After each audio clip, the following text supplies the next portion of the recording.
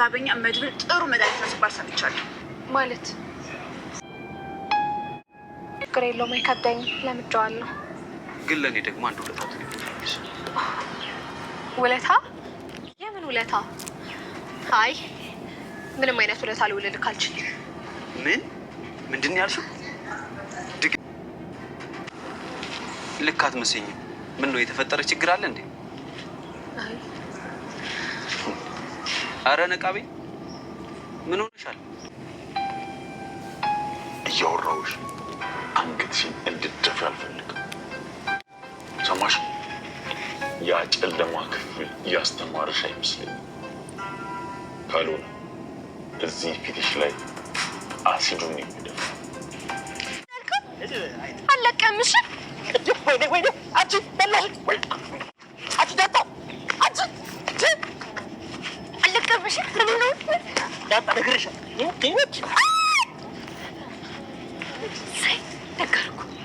ባያትሽ አንበሳ ታሬ አሁን እኔ ራሴን አይደለሁም።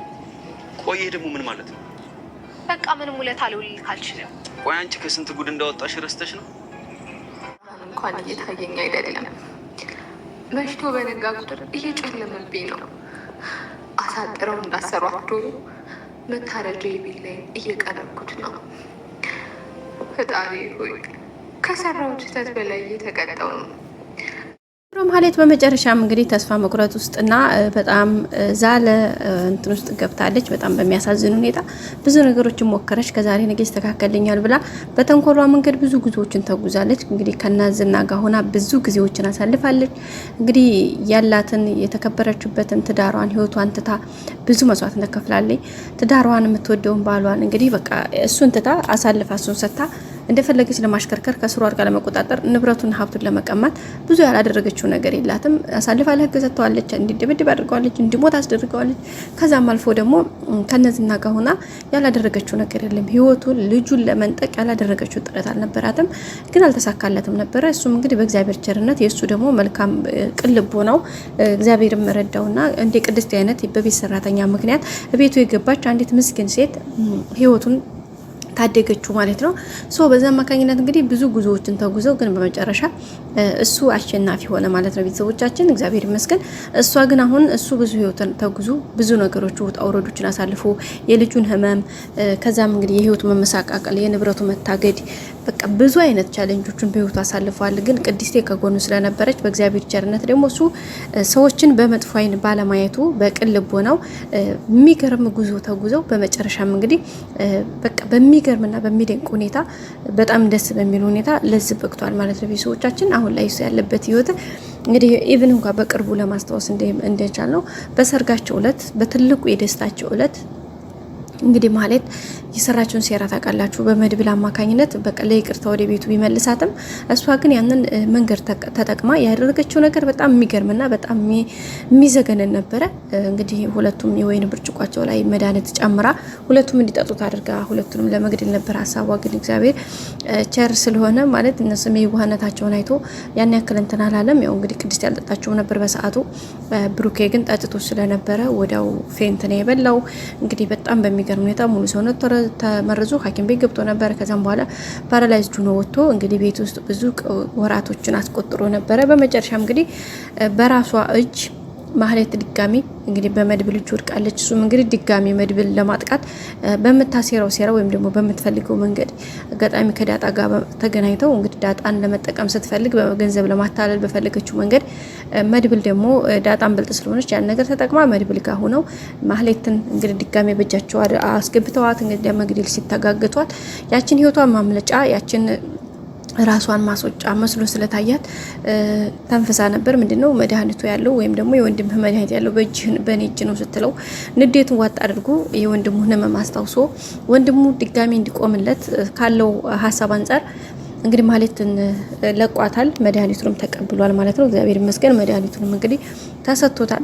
መድኃኒቱን ከተቀበለ በኋላ በጣም ደስ በሚል ሁኔታ እሱም ኖርማል ሆኖ ወደ ድሮ ማንነቱ ተመልሶ እንግዲህ በደስታ ላይ ነው የሚገኙት። ቅድስቴና ብሩኬ ሰሞን ያላቸው ደስታ ይሄ የሚባልና በቃል የሚገለጽ ነገር አይደለም።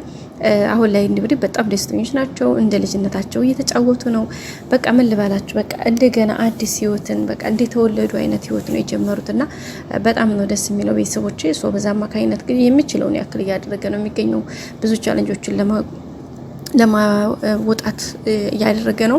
ስለዚህ በዛ ምክንያት እንግዲህ ነገሮችን ለማስተካከል የሚችለውን ያክል እያደረገ ነው ቤተሰብ። በዛም እንግዲህ በጣም ደስተኛ ነው። አሁንም እንግዲህ ቅድስቴን በቃ የሚችለውን ያክል ባለው አቅሙ እሷን ለመካስ እሷን ለማስደሰት የማያደርገው ነገር የለም። ውጭ ላይ ምግብ እየጋበዛት ነው። በቃ ከሱ ጋር ሻይ ቡና ማለት አብራው እንድትጓዝ ባለበት ህይወቱ ሁሉ አብራው በቃ በየትኛው መንገድ አብራው እንድትሆን ነው እንግዲህ እሱ እየተንከባከባት ያለው። ይሄ ደግሞ የድሮ የህይወቷ ምኞቷ ታውቃላችሁ። በዛ ታሞ በተኛበት ጊዜ እንዲሁም ደግሞ በነ መድብል በነ ካሌብ ሞሳና በነ ዝናጅ በወደቀ ጊዜ ታግቶ ቅድስቴ የነበራት ሰዓት ወይም ደግሞ ምሳሌን ይዛ ምሳሌ አባየሳ እያለ ጥያቄ በምጠይቃ ሰዓት ያ አእምሯ ውስጥ ሲመጣ የነበረው ህመም በጣም ከባድ ነበረ።